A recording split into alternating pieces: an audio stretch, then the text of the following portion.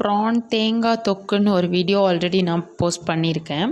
இந்த வீடியோ வந்து தேங்காய் சேர்க்காமல் ப்ரான் கூட சிக்கன் மசாலா மட்டும் சேர்த்து ஒரு தொக்கு பண்ண போகிறோம். ரொம்ப டேஸ்டியாக இருக்கும். 5 மினிட்ஸில் முடிஞ்சிடும். இதுக்கு வந்து தேவை வந்து ப்ரான், அப்புறமா வெங்காயம். சின்ன வெங்காயம் தான் ரொம்ப நல்லது, ஆல்ரெடி சொல்லியிருக்கேன். ப்ரானுக்கு சின்ன வெங்காயம் தான் டேஸ்ட்டு. இல்லைன்னா ஒரு பெரிய வெங்காயம் எடுத்துக்கலாம்.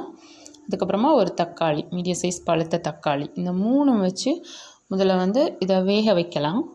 இது கூட பச்சை மிளகாவும் கூட சேர்த்துக்கலாம் வேக வைக்கிறதுக்கு. நான் இப்போ பச்சை மிளகாய் சேர்த்துக்கல. எண்ணெய் காஞ்சதும் கடுகு,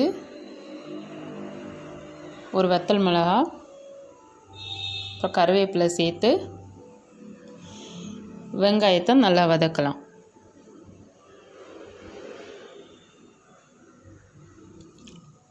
வெங்காயம் வதங்கினதும் தக்காளி ஆட் பண்ணிக்கலாம்.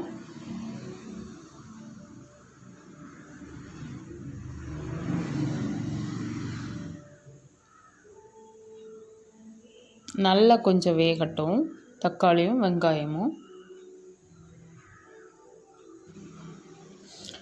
ப்ரான் சேர்த்துக்கிறதுக்கு முன்னாடியே மசாலாஸ் எல்லாம் சேர்த்து ஒரு வாட்டி வதக்கலாம்.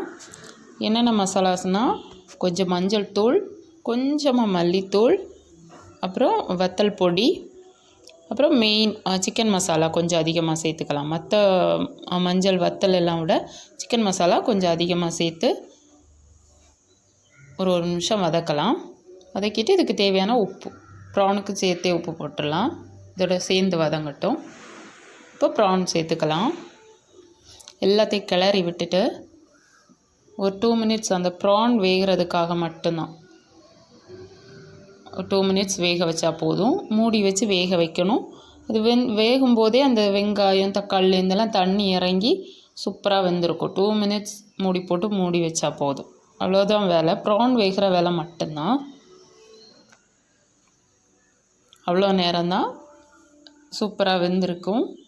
ஒரு வாட்டி கிளறி பார்த்து சப்போஸ் வேகலை அப்படின்னு தோணுச்சு அப்படின்னாலோ, இல்லை உப்பு காரம் ஏதாவது கம்மின்னு தோணுச்சுனாலோ மறுபடியும் சேர்த்து ஒரு 1/2 நிமிஷம் வச்சுட்டு கிளறி எடுத்துடலாம். இப்போ சூப்பராக வெந்திருக்கு. இதே போதும். நீங்கள் தண்ணி எதுவுமே ஆட் பண்ண வேண்டாம். வெங்காயம் தக்காளிலேருந்தே தண்ணி ஊறி அப்படி இருக்கும். உங்களுக்கு தண்ணியாக வேணும் அப்படின்னா மட்டும் கொஞ்சம் தண்ணி அதுக்கேற்ற மசாலாஸும் ஆட் பண்ணால் போதும். இல்லைனா அதுலேருந்தே கிடைக்கிற கிரேவியே சூப்பராக இருக்கும்.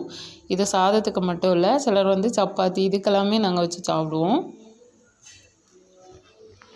நல்லாயிருக்கும். சிக்கன் ஃப்ளேவர்னால இன்னும் சூப்பராக இருக்கும். மற்ற வத்தல் பொடியோட சிக்கன் ஃப்ளேவர் இருக்கிறதுனால நல்லா அட்டகாசமான டேஸ்ட்டாக இருக்கும். காரம் கம்மியாக இருந்தால் குழந்தைங்க சும்மாவே எடுத்து வச்சு அந்த ப்ரான் சாப்பிடுவாங்க. நீங்களும் ட்ரை பண்ணி பாருங்கள். தேங்க்யூ.